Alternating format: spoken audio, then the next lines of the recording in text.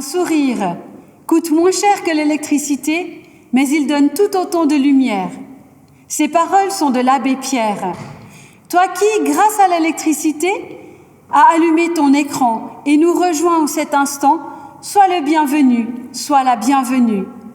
Je m'appelle Aude et voici Robin et Charles.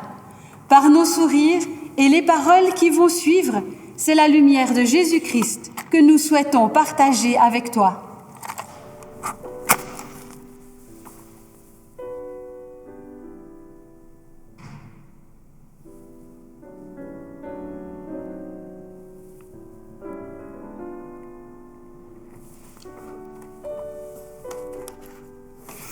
Jésus-Christ souhaite te rendre visite maintenant, là où tu te trouves, dans ton quotidien.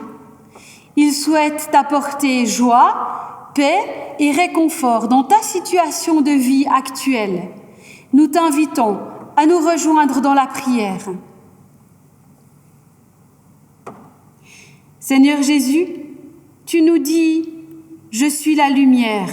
Celui qui me suit ne marchera plus dans l'obscurité. » Seigneur Jésus, les obscurités des humains, tu les connais. Tu sais leur noirceur et ce qu'elles ont d'angoissant. Mais ta présence est synonyme de paix, de confiance, de consolation. Ta lumière fait disparaître les ténèbres. Elle apporte chaleur et joie. Viens, Seigneur Jésus, dans nos maisons et dans nos cœurs. Viens illuminer nos vies de ta présence. Nous ouvrons les portes de nos cœurs et nous t'accueillons maintenant. Amen. Et recevons la parole de Dieu en ouvrant la Bible dans l'Évangile de Matthieu au chapitre 26, versets 36 et suivants. Jésus se rendit avec ses disciples en un lieu appelé Gethsémanée, et il leur dit « Asseyez-vous ici pendant que j'irai là pour prier. » Puis, ayant pris avec lui Pierre et les deux fils de Zébédée, il commença d'être saisi de tristesse et d'angoisse. Alors il leur dit « Mon âme est triste jusqu'à la mort. Demeurez ici et veillez avec moi. » Puis étant allé un peu plus loin, il se jeta le visage contre terre, priant et disant « Mon Père, s'il est possible que ces coupes passent loin de moi, toutefois non pas ce que je veux, mais ce que tu veux. » Ensuite, il revint vers ses disciples et les trouva endormis, et il dit à Pierre « Ainsi vous n'avez pu veiller 1 heure avec moi ? Veillez et priez, afin que vous ne tombiez pas en tentation. L'esprit est prompt, mais la chair est faible. »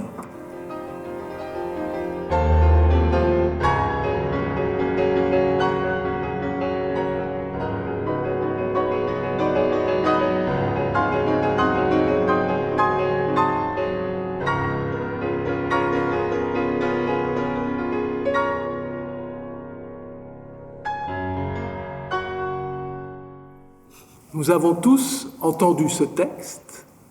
Quelles paroles, quelles phrases vous interpellent plus particulièrement? Pour toi, Aude? Oui, alors moi, la parole qui m'interpelle particulièrement, c'est le verset 36. Quand Jésus dit « Asseyez-vous ici pendant que je vais prier là-bas ». C'est donc Jésus qui parle à ses disciples, mais on voit qu'il demande à être seul. Il a besoin, face à un moment difficile, de se retirer et de se retrouver à prier devant Dieu. Ce moment est si difficile pour Jésus qu'il dit à ses disciples « Mon âme est triste à en mourir ». Alors il cherche un lieu serein, un propice, un havre de paix où il peut déposer sa tristesse. Et ça me parle parce que moi aussi, dans mes faibles moyens, si je suis triste, je vais sur un rocher, devant un sapin, dans un lieu que moi seul connais, et c'est là que je peux déposer ma tristesse. Oui, et quand Jésus se retire, il n'est pas seulement triste, il est aussi angoissé. Et cette angoisse, je l'ai vécue pendant cette pandémie, pendant ce confinement, et vous l'avez peut-être aussi vécu et vous le vivez encore actuellement. Et ainsi, à l'image de Jésus, effrayé par des moments difficiles, par de possibles souffrances, j'ai eu besoin de me retirer, de déposer cette angoisse devant Dieu. Et ces moments de prière m'ont permis de découvrir les forces pour affronter ce qui m'attend, ces difficultés. Et cela peut être un rendez-vous médical, un examen, voire d'autres difficultés. Se retirer, prier, quand nous passons par des moments difficiles, je crois qu'on en a vraiment tous besoin. Mais Jésus, il va plus loin que ça. Et au verset 38, voici ce qu'il dit. Il dit à ses disciples, « Restez ici et veillez avec moi. » Jésus n'est pas seul. Ses amis sont tout proches de lui et il les interpelle. Il leur dit, « J'ai besoin de vous. J'ai besoin que vous soyez là, à mes côtés, dans ces moments difficiles. Alors ne vous endormez pas. » Mais tu as raison. Quand nous nous exposons à Dieu, nos besoins, nos soucis, nos angoisses, nos peines, on perçoit qu'on n'est plus seul. Et tout de suite vient, à travers cette prière, une action que nous pouvons mener. Ainsi, si je deviens l'ami de quelqu'un, un ami de prière, et que je le soutiens dans ma prière, je découvre, à travers cette prière, l'action que je peux mener. Et ceci me délivre. Jésus appelait autrefois ses disciples à prier avec lui, à rester à ses côtés. Et c'est un appel qui nous est lancé aujourd'hui aussi. Vais-je être, moi, éveillé pour mes amis? Vais-je être pour eux un soutien dans la prière? C'est une bonne question, Aude. Et d'ailleurs, ce qui est intéressant, c'est que dans le texte que nous avons entendu, à un moment, Jésus revient et il va réveiller ses disciples. Et d'ailleurs, dans le verset 41, il dit « Veillez et priez afin de ne pas tomber au pouvoir de la tentation. » Ces mots sont forts, car on parle de tentation. Mais que veulent-ils dire au juste? Le mot « veiller », pour moi, c'est « rester éveillé ». Donc, rester vigilant. Garder les yeux de la foi ouverts pour voir ce qui va se passer après. Alors, bien sûr, nous le savons, ce qui se passe après, c'est la résurrection. Mais maintenant, qu'est-ce que ça veut dire? Qu'est-ce que nous pouvons véritablement en comprendre? Ne laissons pas nos fragilités ou nos incertitudes nous pousser à renoncer à l'espérance. Et c'est un peu ça le sens de ce mot « tentation » que Jésus utilise pour mettre en garde ses disciples. Ces disciples qui ne comprennent pas ce qui va se passer. Et il leur demande de garder foi et les encourager pour que justement ils gardent la foi dans ce qu'il leur a promis. Ainsi, ce moment dans la vie de Jésus nous enseigne deux choses.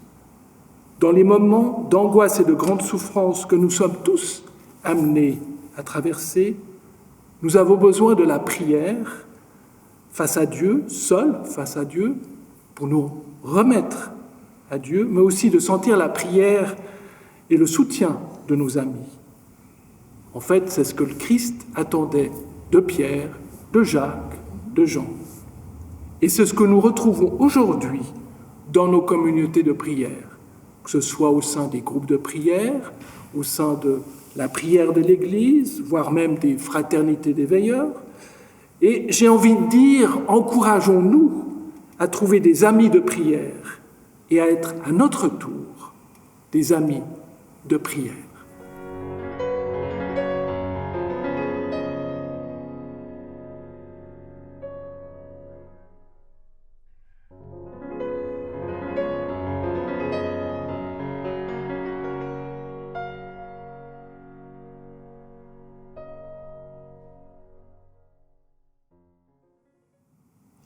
En reprenant l'image de Jésus qui s'est isolé pour prier, mais qui a eu besoin du soutien de ses disciples, nous vous invitons à vous joindre à nous pour cette prière.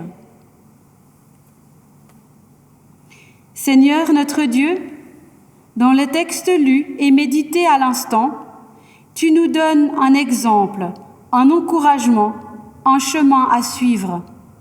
Si Jésus a eu besoin de prendre du temps seul, à part avec toi, pour te prier, à combien plus forte raison en avons-nous besoin? Aide-nous à ne pas reculer devant de tels moments. Apprends-nous à nous retrouver devant toi pour te dire tout ce qui nous pèse, tout ce qui nous fait peur, tout ce qui nous angoisse. Si Jésus a eu besoin de ses amis à ses côtés dans les moments difficiles qu'il devait affronter, à combien plus forte raison avons-nous besoin d'avoir des amis à nos côtés, celles et ceux qui savent prendre le temps de t'apporter les soucis et les souffrances des autres. Fais-nous la grâce, Seigneur, de pouvoir compter sur de tels amis. Ouvre nos yeux pour les reconnaître. Ouvre nos bouches pour oser demander leur aide. Seigneur Jésus, tu nous appelles à devenir nous-mêmes amis ou amis de prière pour d'autres. Ouvre nos yeux pour voir qui, autour de nous, peut avoir besoin de nos prières. Ouvre nos cœurs pour porter celle ou celui qui nous le demande. Fais-nous la grâce de rester éveillés pour notre voisin, notre prochain, celle ou celui que tu mettras sur notre chemin. Que nos prières et nos sourires apportent ta lumière ici et au loin. Amen. Amen. Vous êtes la lumière du monde.